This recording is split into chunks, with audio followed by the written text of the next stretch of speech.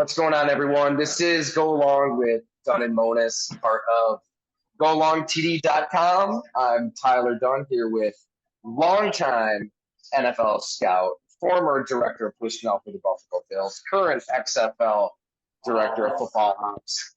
I really do need to start the show with the titles, Jim, because I just assume everybody knows the greatness that is Jim Monis when I say, you know what happens when you assume. You're kind of make an ass of yourself. So, all right, here he is, Jim Monis. Good to see you. No, you hired me to make an ass out of Go. I make an ass out of myself every time. That's why you hired me. So this is great. That's the only title that really matters, Tyler. The Go Long podcast with you. And then I love how you started this. I love the article today on Daniel Jones. So whenever you're ready to get into it, I have some good stuff. But this is the week now. These are the 2 weeks we've been waiting for. So it is. And I should definitely note that we're here at Fatty Beer Company. Get on in, tons of seasonal beers for you to try out. I'm looking at all the advent calendars. So even though you won't be drinking a beer a day through December, just make it January. So get on in, buy yourself a box. But yes, Jim, I think that's the topic du jour. Daniel Jones. It's just he's such a. I guess the impetus for today's story at GoAlongTD.com for our subscribers. So definitely upgrade if you're not a subscriber. I think it's worth it. Talk to a lot of people that know Daniel Jones, have studied this game. It's just so fascinating to me, Jim, because this can really go any direction. Still, 4 years into this, I feel like we had a similar conversation around Baker Mayfield too at times. But 4 years into this for Daniel Jones, and you can talk yourself into he's worth 2023 and beyond. He's worth a 3-year deal. He's worth being the guy because he has the Giants 8-6-1. He's played through a bloody hand in London to beat the Packers. He made big time throws to beat Washington. He had the Giants right at the doorstep of a comeback win against the Vikings.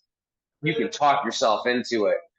And I have. And I've also done the diametric opposite of this all and thinking, no, this is another one of Gettleman's mistakes. He fell in quote-unquote full bloom love at the Dan Senior Bowl. Brian Daboll is maxing him out. This is as good as it gets for Daniel Jones. They've got to move on. That when he gets a little pressure in his face, the play ends when really that's when the play starts for the greats like Justin Herbert.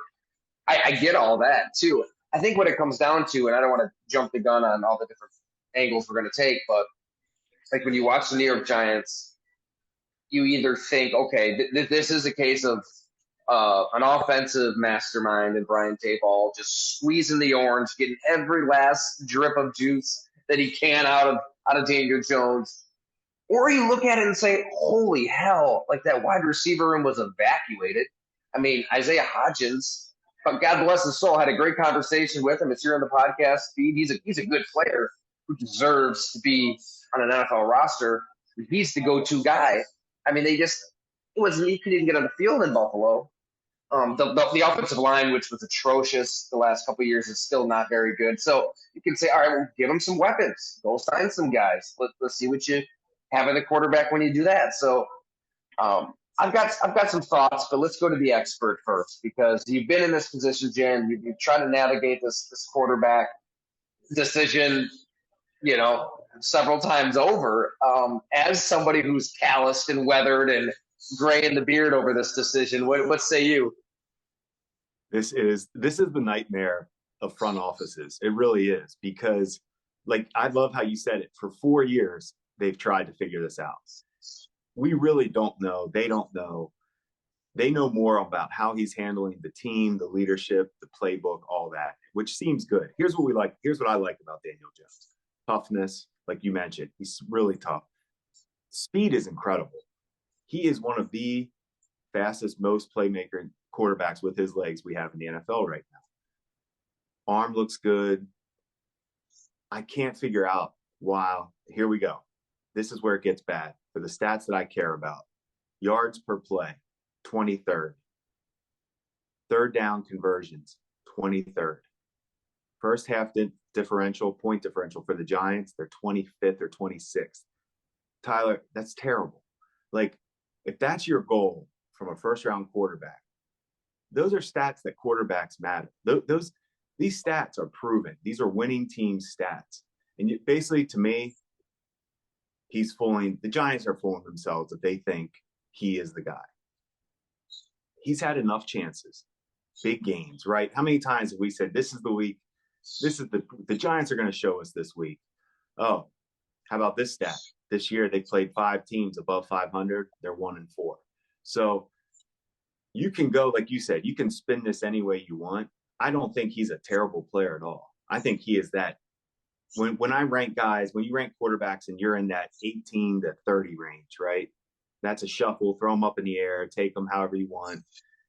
Bottom line, probably not good enough. You better have, if your quarterback's going to be ranked like that, or those where your stats are on offense, your defense better be elite. What's terrible on the Giants? Defense. So this team has some smoke and mirrors to it for sure. Credit to them, for the team, for buying in the Dable. They're getting everything they can out of them. I think they are really far away. And I get that. I really do. This is a roster that just isn't that talented. It really isn't. You made some great points to in Daniel Jones' defense. That receiving core isn't good. It decimated for sure. Obviously, they have Barkley, but it's hard if you have to keep making excuses for a quarterback. Right. Hey, if you're saying if this happens and if that happens and if this, it's that game. It's that merry-go-round with Daniel Jones. I mean, which is, do you really want to be a running back-centric offense? Where are the Tennessee Titans? I mean, they have the best back in the game in Derrick Henry, 6'3", 247, straight out of a comic book. The guy's a beast. He ran for 2,000 yards. You built a good defense. You have a good line. You have a pretty good quarterback in Ryan Tannehill. And what happened? You lost to Patrick Mahomes, Lamar Jackson, and Joe Burrow. And now you might not even make the playoffs. And now you're probably going to have to blow the thing up. So, that's a decision unto itself. Like, what do you do with Saquon Barkley? But all we know of Daniel Jones is operating out of that kind of offense, that kind of run first, quarterback boots, some trickeration here or there, all that. I mean, I think earlier this season when they're 6-1, you noted, like, when you start doing the direct snaps to a running back, that kind of is a telltale sign. To play devil's advocate, it was bad. I mean, it was really bad before this season for Daniel Jones. I mean, Joe freaking Judge. I mean, maybe it ends there, right? That's your head coach. This Neanderthal buffoon is calling quarterback sneaks on 3rd and 9 to Jake Fromm and does not know much at all about offensive football, was in over his head.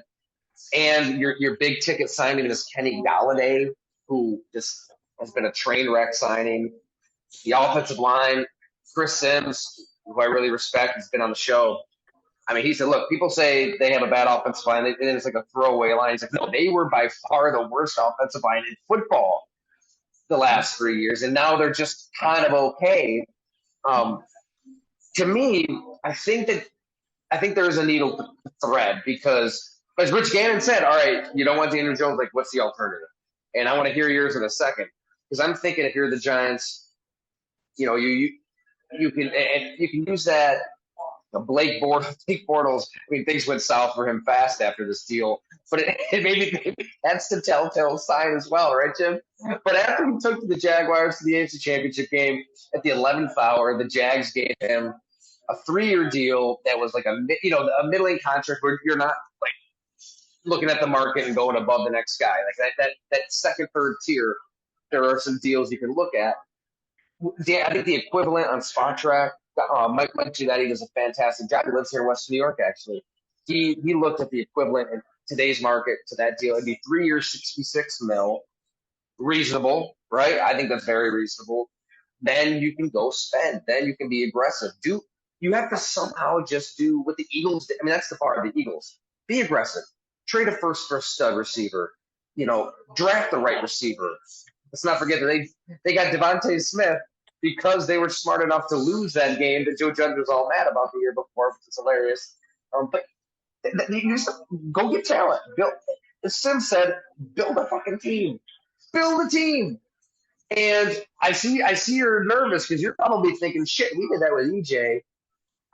In theory, thinking, we get him Sammy, do this, do that, and that chicken before the egg thing. Is it the supporting cast or is it the quarterback? To me, Daniel Jones has shown enough for Joe Shane and Brian Daboll to say, look, it's going to be a lot easier for us to go get weapons and give Jones, a reasonable deal than it is to, what are you going to do? Trade 3 first-round picks to get Bryce Young, C.J. Stroud, do something crazy on draft day?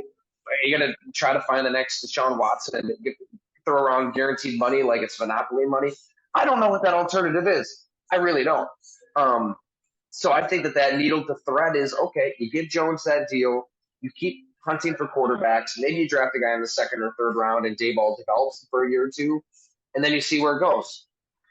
But I haven't been, a director of personnel like my co-host here. So Jim, let us know. All right, so I just spent that last segment. I said all the reasons I don't believe he's the guy. What I would do is do everything I could to keep him under my terms. As far as it's got to be a win for the Giants to keep him. If it matches whoever, so what you do in this situation, right? Because they didn't pick up his option, right? They did not. Right. So he'll be entering. He's an unrestricted free agent. Yep. Yeah. So if you can keep him at your price, you got to do it, because obviously you're going to be in the playoffs with him. But you have to remember, we talked about this with the playoffs. You have to be very careful as using that as your gauge on where you're at as a franchise, because 8-6-1, what they are right now, that could easily flip to 6-8-1. And we could be talking, if it was 6-8-1 and they weren't going to make the playoffs right now, we'd be like, bye Daniel Jones.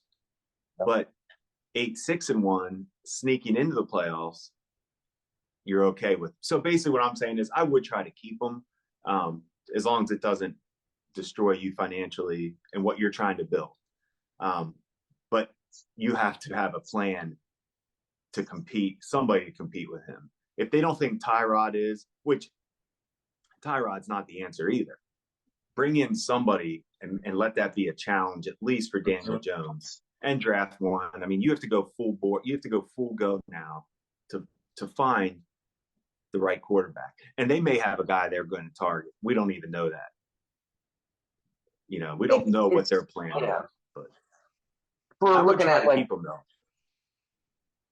I mean, that's perfectly said. And I think if we're trying to figure out how Joe Shane is going to kind of navigate this decision, I mean, he was in Buffalo. Yet he had the benefit. I mean, Sean McDermott, Brandon Beane, Joe Shane, everybody had the benefit of, okay, they went and competed. They ended the drought, after firing you and Doug. Right. That first-round pick was in the back pocket. He had Cordy Glenn as a trade chip. They were able to shimmy their way up to 7 because of that ammo. I don't know where that ammo exists for the Giants if you're going to take the big swing and try to move up. They don't really have it. I mean, who would you even dangle in a trade? I mean, you missed the boat on Saquon Barkley.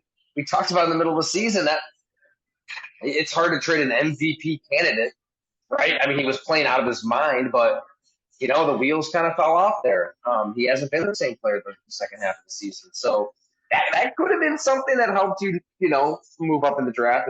But they don't have that option. So to your point, I think that we're kind of reaching the same conclusion where you find a way to keep Daniel Jones because what's the plan B? What's the alternative? I mean, is there another veteran that could hit the market or be available via trade that's different than Daniel Jones? I don't think so. Right? Jimmy Garoppolo. I think Daniel Jones over Jimmy Garoppolo.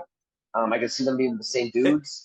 That goes back to you can't argue that, right? I would never argue either way. You can make an argument for either guy. Yeah. To me, it's the same guy.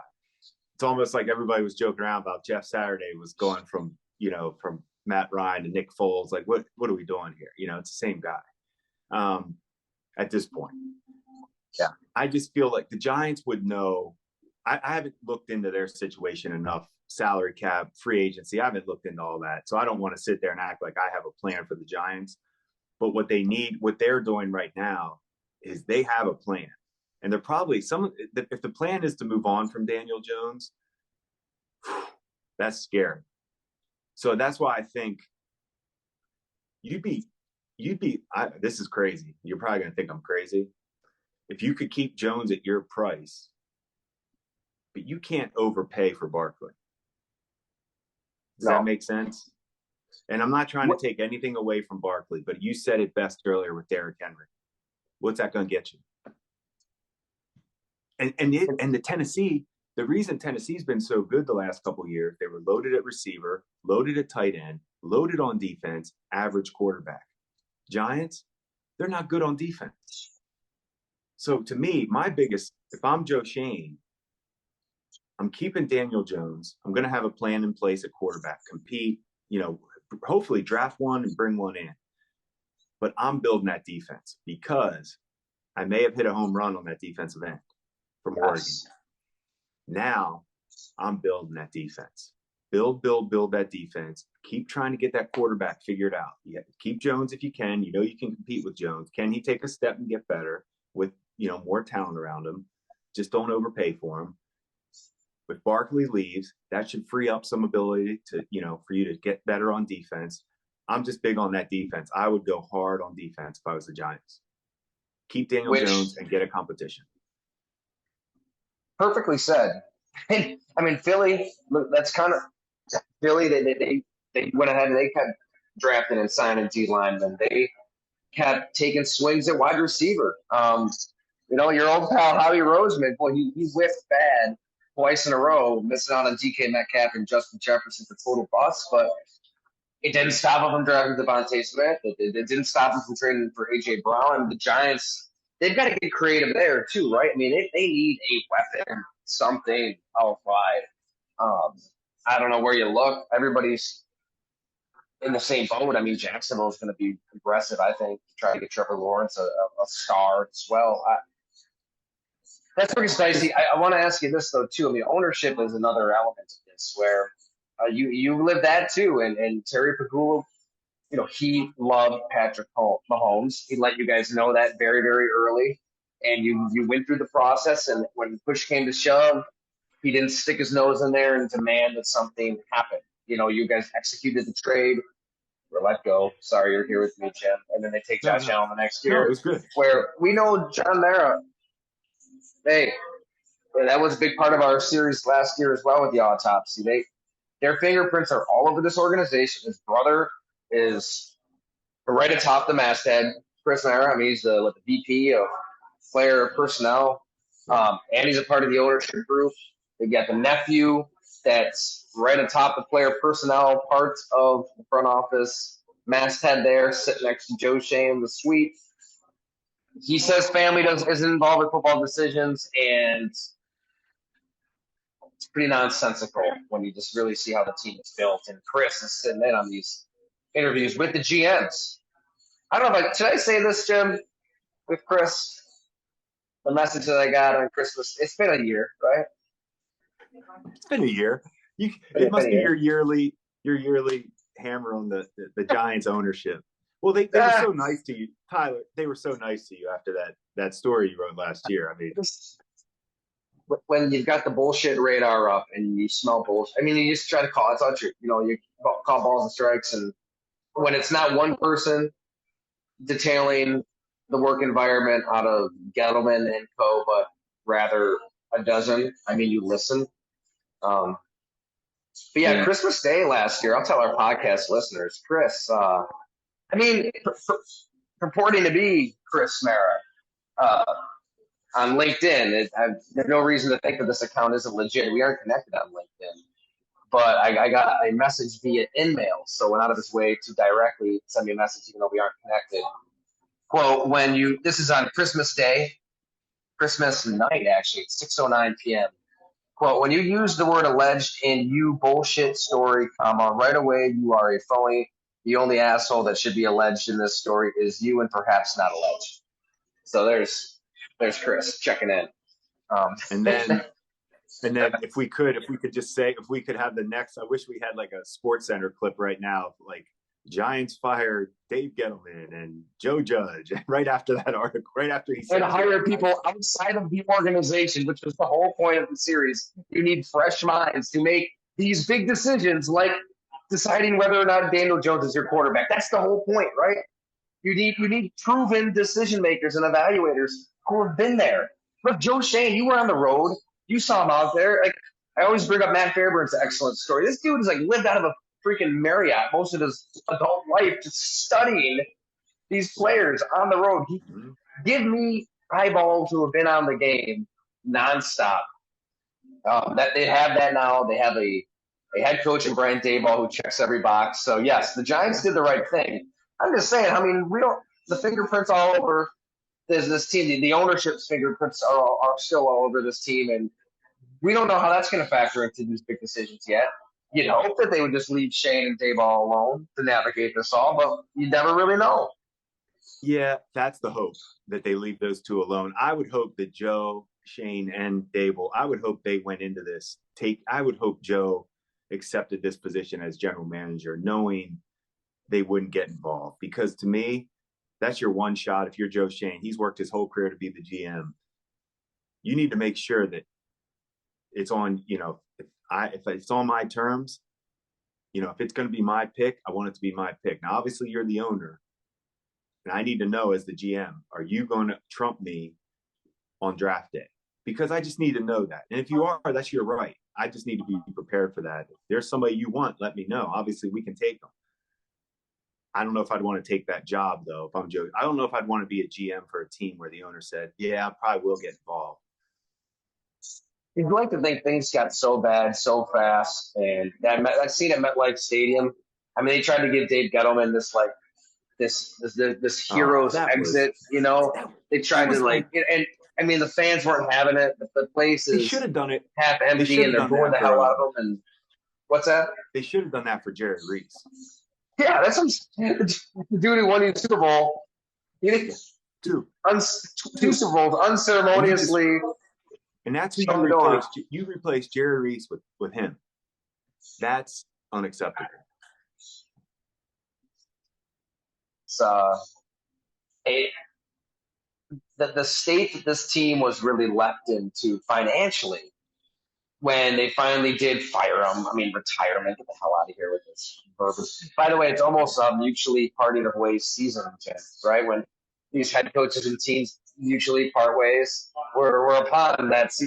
I just picture a 1940s movie with people dancing and holding hands and then just wafting, sifting opposite directions. That's how it goes. But mutually parting ways. I would fire him. Just call it for what it is. Well, I can tell you, we walked in the building that day when we got fired. I told the story before, but it literally was I think I was in there for maybe 15 minutes. We walked in, sat there. The Pegulas told Doug we were being fired. Doug told us. Then, HR comes in, reads everything official.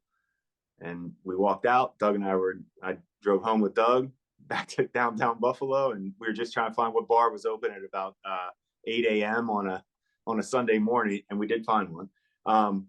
Right. Wasn't that when the picture with Tim Murray kind of went viral with Doug? You were in the bathroom?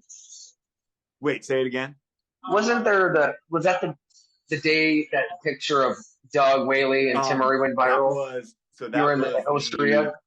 I think that was the actual next day because we got fired on. It might have been that Monday. It might have been that actual after. I think it was the day after. But yes, I do remember. I know I got lucky. I was in the bathroom when Doug and Tim Murray got. Great picture. I love it. The three firings of.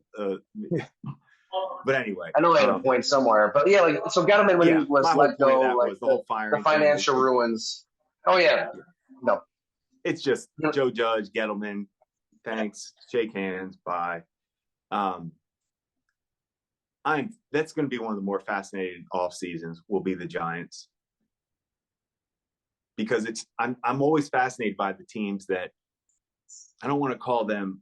I don't want to ever use that. I know we said kind of not frauds, but maybe, like I said, maybe not as good as their record, or their record isn't masking what needs to happen to build this thing correctly. And that's the key. And I give the Bills credit too. They didn't that playoff appearance, that was unbelievable. Incredible coaching job. They did a nice job with, getting the roster, manageable how he wanted it that year. But after that year, if you look, they kept cleaning. They didn't do it all at once. They got rid of their initial guys they didn't want, the Sammys, the Darbys. And then Brandon Beane and McDermott kind of worked they really worked their guys in that they wanted after that year in the playoffs. And then obviously Josh is, his ability to get better is what made everything good. But I don't know. I don't like to knock Daniel Jones because I do see some good in him. Like I was trying to point out the things I like, but those other things have to be better. Like those are drastically low stats. It is really similar. I mean, and you guys made good draft picks and made some good signings. But I think that when they took over, like they looked at it as, oh my God, we have to get out of this Marcel Darius contract. We have to get out of and then get out of Shady right away. He went around, he still has some juice left. But they tried to like create a team in their image, I guess, like a lot of new teams would. So the Giants are kind of doing the same thing. But the thing is, how are we talking about the Bills if they don't get Josh Allen, right? Like, I'm with you. He makes everything better. So yeah, the Giants can do all this other stuff, but you do need a stud quarterback at some point. I mean, I'd say two things. If Josh Allen didn't take that step, I really don't think Sean or Brandon would be here right now. I think that would have happened. The next thing though, the Giants. I'm trying to think how to say this with Jones, but you can't hope. Here's the Giants did this year. Dable proved, and Joe Shane, they proved they can work together and get this thing heading in the right direction. They've earned street cred right off the stop, because this team isn't that good. They're 8-6-1. They're going to make the playoffs. So as a coach, you're like, okay. You're really counting out Jeff Saturday, by the way. You're not giving Jeff Saturday much love. I mean, they got to deal with Saturday. And if we know anything about a Saturday-led ball club, it's that they're probably going to lay over a guy. So you're absolutely right. I can't take it seriously. Who's starting for the Colts at quarterback this week? They got to be bringing somebody else, some veteran. What's fun with it? Just like go, I don't know, go sign Tebow. People would watch. People would care. Who cares? Right? Who cares? Yeah. But anyway, I'm sorry. Dable and Joe Shane are feeling pretty safe right now. They just bought themselves probably 4 or 5 years of, hey, you guys know what you're doing. We're going to leave you alone. Like they came in and got this team pointed right direction. So now they need this. This will be their big off season coming up. Last year was to stop the bleeding, basically. Come in, let's get it. Let's stop the bleeding. They did that, exceeded expectations. This off season will be the one. That's a great point. I think that, Mara and Tisch, they don't want to go through head coaches. Nobody does, but the Giants really don't want to. And that's why they were seriously considering empowering Joe Judge, right? And get him his retirement, and he would have been empowered if Kevin Abrams becomes the GM, which is crazy to think. But they fell so flat on their face, they had no choice but to get rid of him. So, it just goes to show, like, they want head coaches and GMs in place for a long time. I think you're right. What they showed this year is they're going to be here at 4 or 5. That's probably right, regardless of what happens. And you can go sign Daniel Jones for that 3-year deal for $66 million and know, okay, even if this completely just is a train wreck of a deal and, he turns into a pumpkin and it doesn't work out, like, they're not going to be fussed. Like, they'll still have a chance to go draft the guy and they'll be their guy. We think, but I do think that give Giants ownership that. I think that they wouldn't just bail on this GM or this coach because I'm sure that Mara wants Daniel Jones too. He's probably let them know. So that second bite of the apple will be there eventually for the same people. Or you don't pay Saquon Barkley or Daniel Jones and turn it over to Lamar Jackson. Give all those first round picks and sign Lamar. I'm just It's not even crazy to try to paint those scenarios because we've seen it. I mean, look at the last 2 years. Who would have thought that we would have seen some of the trades and some of the signings and some of the moves that we've seen? It's been crazy. It really has. So anything's on the table, right? Anything. Why not? Entertain it. Anything. When you're searching for a quarterback, it's all on the table. So do you think that they're a threat to win one or two playoff games at all? No.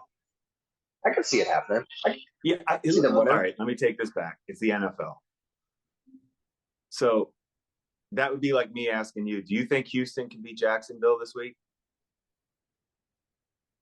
Well, I really thought the Lions were going to thump Carolina, so maybe I shouldn't even talk. Well, that's my point. Who knows? Anybody can beat anybody.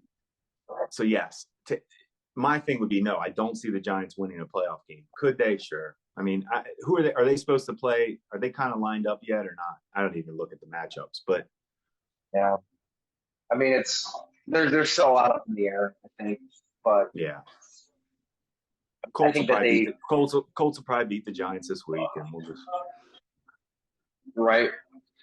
Then we're gonna have to repod. Jeff Saturday. The Giants are gonna fire Dave. We'll hire Saturday. We'll get more messages from Chris, who's listening intensely to every word. All right, Bills Bengals. Kind of a big ball You're going, game, right? This is the game I wanted to hear about from you. Yeah, yep. So bright and early, Saturday morning. So get done with this podcast, post it. We've got a little Christmas gathering at our house. A lot of folks coming to the house. So Gino's hard at work getting the house ready. Got that, and then I'm gonna wake up at 4, I think, hit the road to Cincinnati. Sitting down with a player there, which should be fascinating. I don't want to give too much away, but this guy's got a really interesting story. And thanks to all of our Bengal fans who've subscribed to go along. It's been really cool to see. I'm telling you, there are a lot of Bengal fans, man. I was blown away. You know, we had the feature on Chidobe Awuzie for the season, and Joe Burrow, and just waves of Bengal fans. So yes, it's gonna be a big game, Jim. Can't wait. I have a live podcast with Paul Denner Jr. At a brewery, so head out to 50 West Brewing if you have the opportunity there in Cincinnati. It should be a lot of fun. And then, the game Monday night, which is going to really decide a hell of a lot. I mean, Buffalo could be the 1, they could be the 3. This game could really decide that. And I think you want teams coming through Orchard Park, especially when it's, snowing 80 inches at a time, and you know how to at least live in that world. It's an incredible appetizer for the playoffs. It is. All right, brother. Great to see you. Let's do this in person very, very soon. And everybody out there, thanks for watching. Thanks for listening. Most of all, thank you for subscribing. So subscribe, make it an annual, and we'll send you a person signed copy of the Blood and Guts. Thanks, everyone.